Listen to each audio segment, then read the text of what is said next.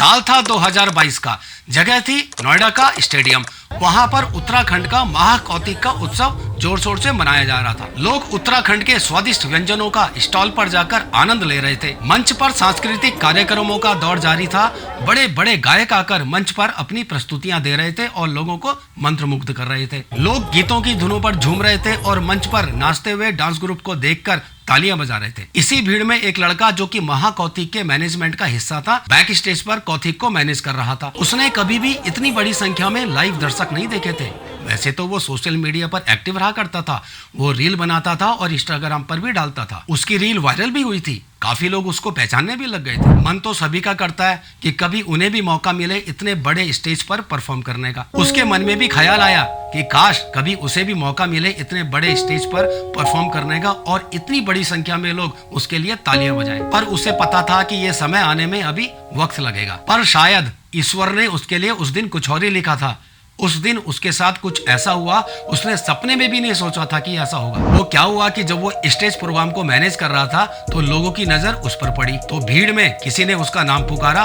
उसने पीछे मुड़कर देखा तो कुछ लोग उसे देखकर हाथ हिला रहे थे। धीरे धीरे हाथ हिलाने वालों की और उसका नाम पुकारने वालों की संख्या बढ़ने लगी और पल भर में देखते ही देखते पूरा नोएडा स्टेडियम तालियों की गड़गड़ाहट से गूंज उठा। लोग उत्साह से उसका नाम पुकार रहे थे और उसके डायलॉग जो कि वो अपनी कॉमेडी वाली रील्स में बोलता था ना, उनको दोहरा रहे थे। ये उसका पहला मौका था जब इतनी बड़ी संख्या में लोग उसके लिए तालियां बजा रहे थे। उसने कभी सपने में भी नहीं सोचा था कि उसे इतना प्यार मिलेगा।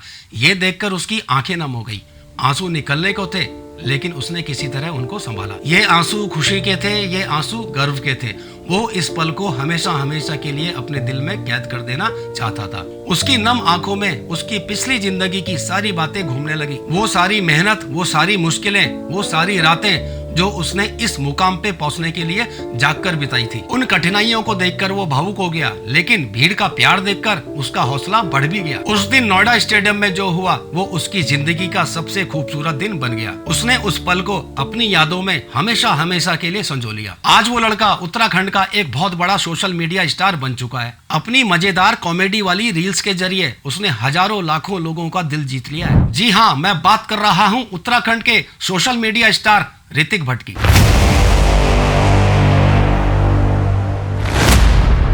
ऋतिक भट्ट का जन्म पौड़ी गढ़वाल के बेडोल गांव पट्टी मनारसू ब्लॉक कलजीखाल में 28 अगस्त 2001 को हुआ था। जब वो 2 साल के थे तो उनके पिताजी दिल्ली में शिफ्ट हो गए।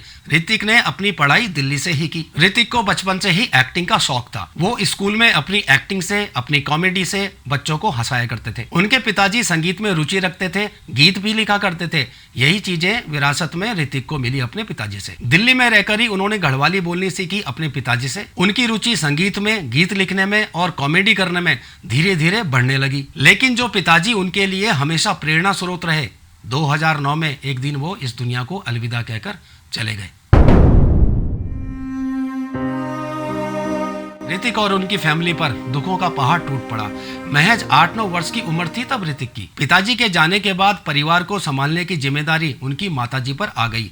ऋतिक के अलावा उनके घर में उनकी छोटी बहन भी थी। ऋतिक ने अपनी पढ़ाई के साथ अपने पैशन को नहीं छोड़ा था। लेबोरेटरी टेक्नोलॉजी में डिप्लोमा करने के बाद उन्होंने लैब असिस्टेंट की नौकरी भी ज्वाइन की। पर कहते हैं ना, जो कलाकार आपके अंदर होता है ना, वो कभी मरता नहीं है, हमेशा जिंदा रहता है। तो ऋतिक का मन काम में बिल्कुल भी नहीं लग रहा था। उन्हें लगता था कि वो नौकरी के लिए बने ही नहीं है। फिर आ गया कोविड-19 जिसने की पूरी दुनिया को झकझोर कर रख दिया था। ऋतिक की नौकरी पर भी इसका असर पड़ा। 3 साल तक नौकरी करने के बाद और कोविड की मार झेलने के बाद अब समय आ गया था ऋतिक को अगला कदम उठाने का अपने जीवन में। लेकिन ऋतिक को कुछ समझ में नहीं आ रहा था, कुछ सूझ नहीं रहा था कि यार क्या करना है जीवन में। फिर एक दिन ऋतिक ने फोन उठाया, एक रील बनाई और उसको इंस्टाग्राम पर पोस्ट कर दिया। वो एक कॉमेडी वाली रील थी। लोगों को वो रील पसंद आई और देखते ही देखते वो रील वायरल हो गई। जहां इंस्टाग्राम पर उनके 1000 सब्सक्राइबर थे, रातों रात इस रील के बाद 10,000 सब्सक्राइबर पहुंच गए उनके।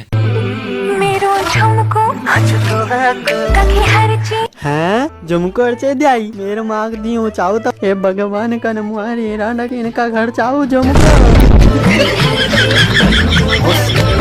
ऋतिक को इससे उत्साह मिला। उन्होंने दूसरी रील बनाई, फिर तीसरी और फिर उनका रील बनाने का और लोगों का उन रील पर प्यार दिखाने का सिलसिला चल पड़ा और देखते ही देखते ऋतिक की पहचान लोगों में बढ़ने लगी।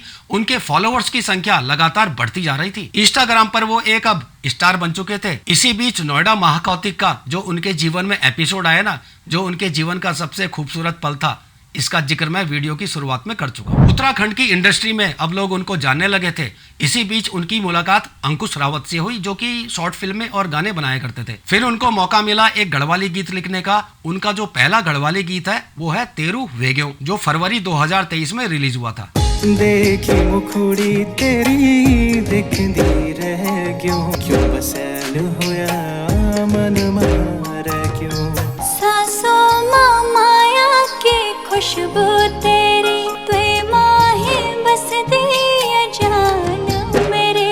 इस तरह से अब ऋतिक की एंट्री हो चुकी थी उत्तराखंड की इंडस्ट्री में। अब इस इंडस्ट्री में काम करना था तो वो देहरादून आकर शिफ्ट हो गए। उनकी माताजी और भूली वो दिल्ली में ही रहे। उन्होंने गीत लिखने के अलावा शॉर्ट्स फिल्म में एक्टिंग भी की। उन्होंने ढोल दमाऊ प्रोडक्शन नाम से कंपनी खोली और इसी नाम से उनका यूट्यूब चैनल भी है। यहाँ पर उन्होंने कई शॉर्ट्स फिल्मों को, वीडियो सॉन्ग्स को प्रोड्यूस किया। कुछ में उन्होंने डायरेक्शन दिया, कुछ में गीत लिखे, कुछ में एक्टिंग भी की और यहाँ तक उन्होंने गाना भी गाया है। आगे बताता हूँ उसके बारे में।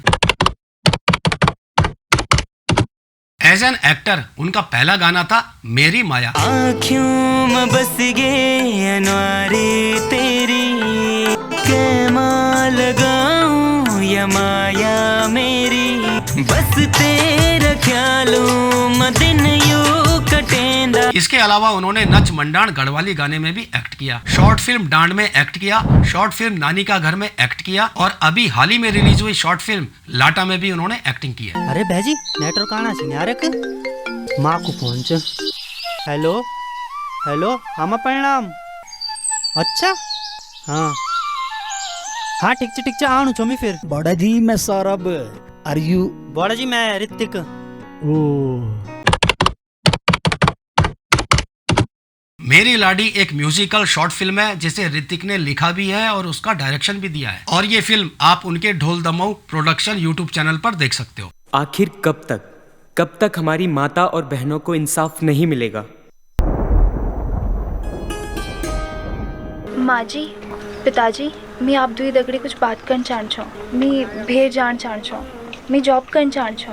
मेरा बाबाजी सुन माजी कर्ज में पर बहुत तुम्हारू। इसके अलावा उन्होंने पागल तेरा प्यार माँ एक गढ़वाली गाने का भी डायरेक्शन दिया। मेरी पीड़ा शॉर्ट फिल्म का भी उन्होंने डायरेक्शन दिया और एक कुमाऊनी शॉर्ट फिल्म छल कपट का भी उन्होंने डायरेक्शन दिया है। गीत लिखने की बात करूं तो उन्होंने मेरी माया गीत लिखने के अलावा मेरी पीड़ा शॉर्ट फिल्म में भी गीत लिखे हैं। मेरा सुपनिया गीत को उन्होंने लिखा और इस तरह से उन्होंने और भी कई सारे गीत वो लिख चुके हैं। अभी हाल ही में उनके लिखे गीत पर एक वीडियो सॉन्ग आया है, मैं तेरू जोगी छौ, जिसे कि सौरभ मैठानी ने गाया है। अरे बाटो माँ हिट दी छोरी कमरी ठुम ठुम अरे कजरारी क्यों मैं देखी लगी के तन मन छोरी अब न मैं सस्यो मैं माया तू लगा बड़ मेरी जो ज्ञान छोरी तेरो जोगी छो बड़। इसके अलावा उन्होंने एक रैप सॉन्ग भी गाया है देहरादून से। इसमें उन्होंने एक्ट भी किया है इसके वीडियो में।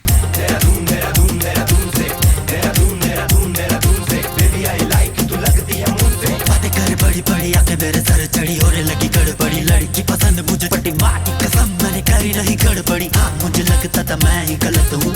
उनके ढोल दमाऊ प्रोडक्शन में ईशान डोभाल पांडवास के संगीत से सजा गाना हम उत्तराखंडी छन भी आया है, जो कि बेहद ही उत्साहवर्धक गीत है। गीत को सुनकर ना आपके रगों में खून दौड़ने लगेगा। हम गोद झंगोरा वाला छन, हम ढोल दमाऊ वाला छन, रण सिंह बकोरा वाला छन, हम जीते हैं हम जीतेंगे, अधिकार दिलाने वाला छन। जय जय उत्तराखंड। इस तरह से ऋतिक अपनी जिंदगी में आगे बढ़ने लगे, पर उन्होंने इन सब कामों के साथ इंस्टाग्राम पर लोगों को अभी तक हंसाना जारी रखा है। बहुत बड़ी संख्या में उनके फॉलोवर हैं जो उनकी कॉमेडी वाली रील्स को पसंद करती हैं। अरे यार बबली तो हर बात में समझाण पड़ दो यार, रूनी क्या कुछ है। अल्ले मेरा बाबू रोए ना बाबू यार। हे भगवान बैजी जरा बबली चूर्ण बैठिया गाना सुनाया। अरे बबली तेरो मोबाइल वाभ तेरी स्माइल लस ढस तेरी टचा रस का ढस को माही टचा वाभ तेरी स्माइल सुन बैठिया। अरे भेजी धन्य हो तुम मेरे पंट बचे यार। हेलो बबली यार तू बार-बार गजेंद्र राणा लाल पड़ दो वन्नी है सकती तू। आप उनके सोशल मीडिया हैंडल्स स्क्रीन पर देख रहे होंगे, आप उन्हें फॉलो कर सकते हैं। अभी ऋतिक अपनी शॉर्ट फिल्म डांड पार्ट 2 की तैयारी में लगे हैं, जल्दी ही यह फिल्म आपके सामने होगी। इसके अलावा वो गीत लिख रहे हैं, फिल्मों में काम कर रहे हैं और भी कई सारे प्रोजेक्ट्स वो कर रहे हैं। ऋतिक को उनके आने वाले सभी प्रोजेक्ट्स के लिए शुभकामनाएं। फिलहाल के लिए इतना ही, मिलते हैं अगले वीडियो में। जय हिंद, जय उत्तराखंड।